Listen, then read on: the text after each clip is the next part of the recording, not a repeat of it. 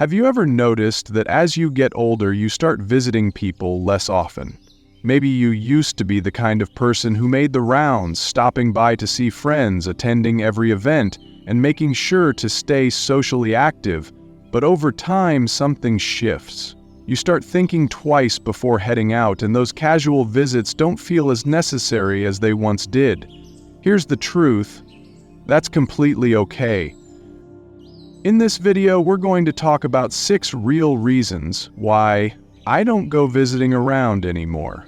These reasons aren't about becoming antisocial or shutting people out. Instead, they're about understanding how priorities change, how relationships evolve, and why choosing when and where to spend your time matters more than ever. If you've ever felt the same way but couldn't quite explain why, stick around. This will help you put it into words. Stay tuned until the end, because these reasons might just change the way you see yourself in your relationships, helping you feel more confident in the choices you make. Let's get started. Number 1. Prioritizing energy for meaningful interactions. As we age, we learn that our energy is our most valuable resource. When we were young, the boundless enthusiasm we felt often drove us to attend every party, visit every friend, and say yes to every invitation. But over time, we discover that every moment counts. It becomes important to reserve our energy for interactions that truly nourish our spirit. Consider the story of Frank, a retired school teacher who always loved hosting lively gatherings. In his younger years, Frank could talk for hours and entertain large groups without missing a beat. However, as he entered his later years, he noticed that his energy waned quickly after long, drawn-out visits. He began to realize that it wasn't about losing the desire to socialize, but rather about being mindful of how he spent his energy. Frank started saying no to events that didn't offer the warm, meaningful interactions he craved. Instead, he dedicated his time to meeting close friends over a cup of tea in his cozy living room, where conversation flowed naturally, and each visit left him feeling refreshed rather than drained. In fact, studies show that as we age, our cognitive and physical energy can diminish, making it essential to prioritize activities that provide genuine fulfillment. Research has found that older adults who engage in meaningful social interactions tend to have lower stress levels and a greater sense of well-being. This isn't about avoiding social contact, it's about choosing wisely, preserving your energy for those moments that truly light up your heart.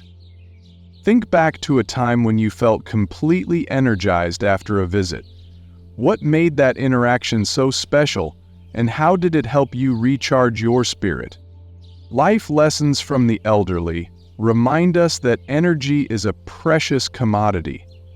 As we navigate later years, every small act of self-care and each choice to preserve our vitality becomes a stepping stone to a more content and fulfilled life. Number 2. Avoiding unnecessary stress and drama. Over the years, many of us have learned the hard way that not every visit is worth the emotional toll. There was a time when we might have brushed off family squabbles or tense encounters at gatherings, thinking that these were just part of life. But as we grow older, we begin to see that protecting our peace of mind is far more important than keeping up appearances. Take Helen, for instance. Helen, a retired nurse, spent many years attending family events where subtle conflicts and unspoken resentments seemed to linger in every conversation. Each visit left her feeling more anxious and worn out. One day, Helen made a gentle yet firm decision: she would no longer subject herself to the unnecessary drama that sapped her energy. Instead, she chose to spend her time in environments where she felt calm and appreciated. Helen began planning intimate get-togethers with friends who radiated positive energy, where laughter replaced tension and every conversation felt like a healing balm. According to a study published in the Journal of Gerontology, older adults who actively manage their stress levels by limiting exposure to conflict often experience better physical and mental health. The research suggests that reducing stress is linked with lower blood pressure and improved immune function, a true testament to the power of prioritizing our emotional well-being. Can you recall a moment when a social gathering left you feeling more burdened than uplifted? What changes did you wish you could have made to protect your peace? Reflecting on life lessons from the elderly, we see that it's okay to step back from drama. Sometimes the bravest act is choosing peace over prolonged discomfort, knowing that the relationships that matter will understand and respect your boundaries. If you're still here, thank you for sharing this quiet moment with me. If today's message touched something true in your life, just comment number 2 so I know you're here. And if you haven't yet, I'd love for you to subscribe and tap the bell so you won't miss what's next. This channel is a gentle space where experience matters, kindness is shared, and growing older means something. I'm truly grateful you're here. Number 3. Finding comfort in familiar spaces.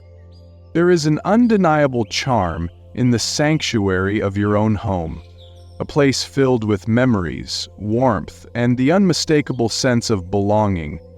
In our younger days, we might have craved the excitement of new environments, but as we age, the comfort of our personal space becomes our refuge. Bill's story is a gentle reminder of this truth. Bill, a former construction manager, once felt the pressure to visit friends and family just because it was expected. However, he gradually found that stepping out of his familiar home often left him longing for the solace of his own space. Bill began hosting small, relaxed gatherings at his house instead of venturing out to others' homes. In his own living room, with his favorite chair by the window and the soft hum of his well-loved radio in the background, Bill found a renewed sense of peace and control over his social environment. The statistics are clear. Surveys have shown that older adults who spend more time in comfortable, familiar surroundings report higher levels of satisfaction and lower levels of anxiety. Your home is more than just a physical space. It's where you can truly be yourself without the need to perform or adjust to someone else's pace. Recall a favorite moment spent in your own home? What made that space so comforting, and how did it help you reconnect with your true self? Life lessons from the elderly often emphasize the importance of home as a sanctuary. Cherish the space that you've built over the years. It is a testament to your journey, filled with the comfort and familiarity that nurtures your soul. Number 4, preferring quality over quantity in social life. In our youth, we often equated a bustling social calendar with happiness. More friends, more gatherings, more phone calls. It all seemed to be the recipe for a fulfilling life. Yet, as time passes, we come to understand that the depth of our relationships matters far more than the number of people we see. Nancy's experience is a prime example of this realization. Nancy, who spent decades as a school principal, was once known for her ability to juggle countless social engagements. However, after retiring, she found that the constant flurry of visits and events left her feeling exhausted rather than enriched. Nancy slowly began to pare down her social obligations, choosing instead to focus on a small circle of friends who shared her values and brought genuine joy to her life. Even if months passed between visits, when she did see her dear friends, it felt as if no time had passed at all. The bond was as strong as ever. Recent research supports Nancy's approach. Studies indicate that older adults with a few close, supportive relationships are less likely to suffer from depression and loneliness. It turns out that the quality of our connections has a profound impact on our overall well-being. Think about a time when a single, heartfelt conversation made all the difference in your day. How did that connection shape your perspective on relationships? Remember, as echoed in many life lessons from the elderly, quality always triumphs over quantity. Focus on those relationships that offer true support and understanding, and you'll find that even infrequent visits can be deeply fulfilling. If you're still here, Thank you for sharing this quiet moment with me. If today's message touched something true in your life, just comment number 4 so I know you're here. And if you haven't yet, I'd love for you to subscribe and tap the bell so you won't miss what's next. This channel is a gentle space where experience matters, kindness is shared, and growing older means something. I'm truly grateful you're here. Number 5, a shift in priorities and personal reflection. As you get older, you start to see life differently. The things that once seemed important, staying socially active, being seen, making sure you're always part of the group, begin to fade in significance. Instead, you begin to focus on what truly matters. You recognize that your time is limited, and you start making choices that reflect what brings you the most peace, fulfillment, and happiness. For many seniors, this shift in priorities means that visiting others just for the sake of it no longer feels necessary. Instead of spending time on activities that no longer bring joy, there's a deeper appreciation for self-care, personal growth, and simply enjoying the present moment. Some people find fulfillment in reading, others in hobbies they never had time for before, and still others in simply sitting in the quiet of their home reflecting on the life they've lived. Think about it. How many moments have you spent doing things out of habit rather than genuine interest? When you were younger, you might have felt pressured to say yes to every invitation, to keep up with social expectations, and to always be on the go. But now you have the freedom to choose differently. You can prioritize the things that bring you joy, whether that means spending time alone, being with loved ones, or simply embracing the peace that comes with aging. Take Robert, for example. He spent most of his life as a social butterfly, always attending events, always making sure he was present. But as he got older, he realized that he found more peace in solitude than in constant social interaction. He started spending more time outdoors, enjoying simple walks, reading books he had put off for years, and reflecting on the things that truly made him happy. Instead of forcing himself to visit people just to maintain appearances, he embraced the idea that being alone didn't mean being lonely, it meant being in control of his time. Reflect on a time when you made a decision purely based on what felt right for you, rather than on expectations from others. How did that choice impact your happiness and sense of self? Number 6. Recognizing that true friendships don't require frequent visits. One of the biggest realizations that comes with age is that the best friendships don't rely on constant visits or regular check-ins.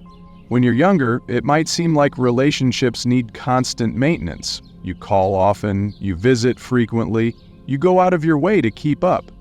But as you get older, you realize that real connections don't fade just because you see someone less often. The truth is, life naturally pulls people in different directions. Families grow, priorities shift, and people settle into different routines. But strong relationships, the ones that truly matter, are built on something deeper than physical presence. They're built on mutual respect, understanding, and an unspoken bond that doesn't need constant reinforcement. Some of the closest friendships are the ones where you can go weeks, months, or even years without seeing each other, and yet when you do reconnect, it feels like no time has passed at all. You don't need to prove your loyalty or constantly be in each other's presence. The connection is already there. On the other hand, there may have been relationships in the past where you spent a lot of time visiting, yet deep down, those friendships didn't truly fulfill you. Take Eleanor, for example. She used to feel guilty about not visiting people as much as she once did. She worried that if she didn't put in the effort, those relationships would fade.